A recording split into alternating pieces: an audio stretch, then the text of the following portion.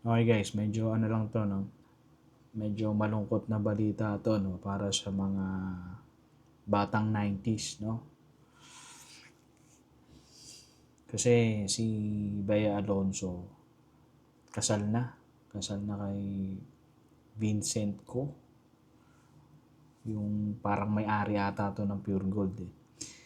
So, medyo masakit sa akin 'to kasi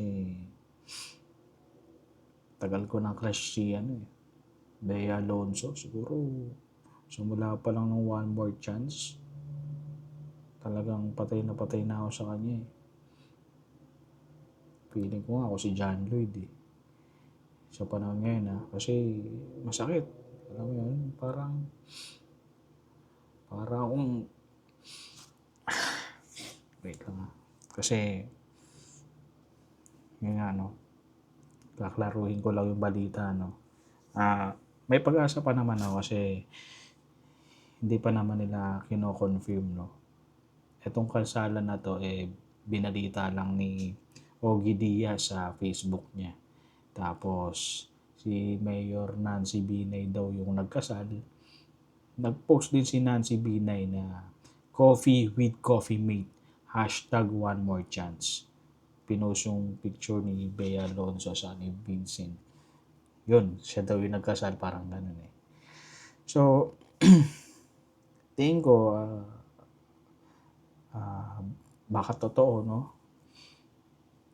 Pero tingin ko, sana, no? Sana tumagal sila, no? Kasi, syempre, pag ganyan, pag artista talaga, karamihan hindi nagtatagal, eh.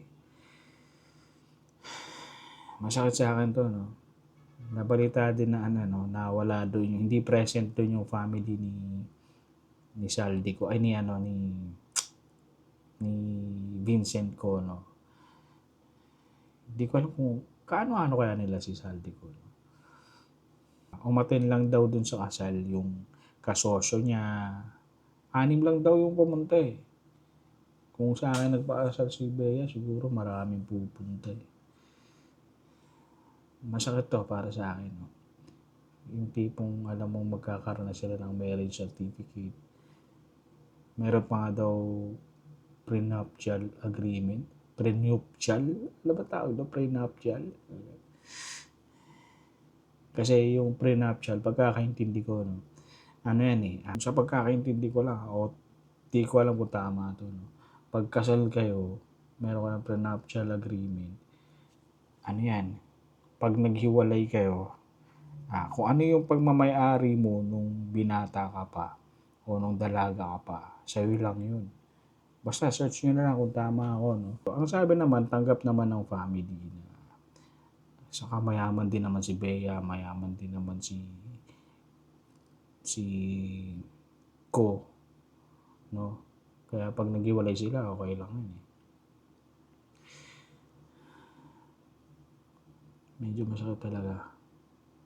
Hindi ako makatulog ngayon kasi nung nalaman ko, no, patulog na ako, nanonood lang ako ng YouTube tapos biglang binalita nga yun, no. Bumangon ako agad kasi wala, eh, masakit to, eh. Alam mo yun? Talagang gandang-ganda ako kay Bea Alonso, eh. Baka mag-asawa na rin ako kung totoo man yung pagpapakasal nila, no. Wala na akong chance, eh. Kung merong one more chance, ako naman wala nang chance. Tuwan-tuwa ako nung di natuloy yung kasal nila sa Spain, eh. Kasi feeling ko parang mukhang sa akin mapupunta to si Bea Alonso. Kaso wala. Mukhang nagbati sila, no.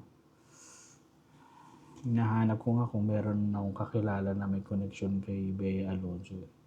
Baka sakaling magkakilala kami. Siguro kung magkita kami sa personal nito, baka malito na si Bea Alonso, eh. Kung papakasalan pa niya si ano, eh, Vincent ko, eh. Kaso wala, hindi kami nakapagkita. Walang chance, eh.